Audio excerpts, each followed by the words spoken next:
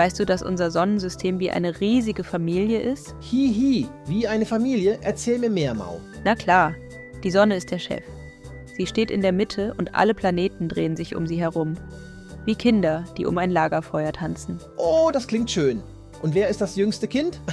Das ist Merkur. Er ist der kleinste Planet und wohnt am nächsten zur Sonne. Und wie ist es dort auf dem Merkur? Oh, tagsüber ist es super heiß, über 400 Grad Celsius.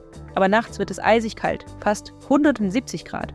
Keine Atmosphäre, weißt du? Ui, man brennt fast wie ein Marshmallow am Feuer und friert wie ein Eiswürfel. Genau das. Dann kommt Venus, fast so groß wie unser Zuhause, die Erde. Hihi, die Erde ist unser Zuhause. Und die Venus? Venus wird manchmal Schwester der Erde genannt. Sie ist aber noch heißer als Merkur, über 460 Grad. Wie in einem wilden Treibhaus mit dichten Wolken, oder? Ja, genau. Und die Wolken sind so dicht, dass keine Sonnenstrahlen hindurchkommen. Wie ein riesiger Ofen. Oh, dreht sie sich wirklich rückwärts? Ja, das tut sie. Sie ist ein echter Rückwärtstänzer. Hihi, was für eine lustige Venus. Und unsere liebe Erde? Die Erde ist unser ganz besonderes Zuhause. Sie hat Wasser, Luft und angenehme Temperaturen. Perfekt für uns. Und es gibt nur einen Mond, richtig? Der uns manchmal nachts anlacht? Genau, nur einen Mond.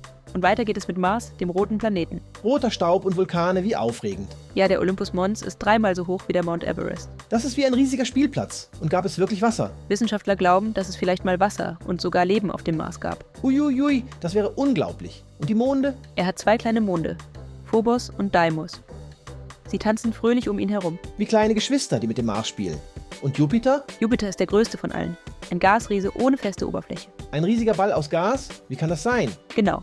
Und der große rote Fleck? Ein riesiger Sturm, der schon seit Hunderten von Jahren tobt. Wow, ein Sturm, der nie aufhört. Das wäre ein Abenteuer. Ja, und über 90 Monde. Ganymed, der größte, ist sogar größer als Merkur. Das nenne ich mal eine große Familie. Und dann Saturn? Saturn kennt jeder wegen seiner Ringe aus Eis und Staub. Auch er ist ein Gasriese. Seine Ringe sind wie ein Glitzerkranz. Und schwimmen kann er auch, nicht wahr? Ja, wenn es eine Badewanne groß genug gäbe, würde er tatsächlich schwimmen. Hihi, stell dir das mal vor. Und gibt es mehr Monde? Über 80 Monde. Titan hat sogar eine dicke Atmosphäre. Wie ein mysteriöses Abenteuerland.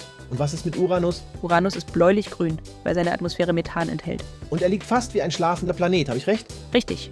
Er dreht sich fast auf der Seite und hat über 25 Monde. Wie ein entspannter Tänzer.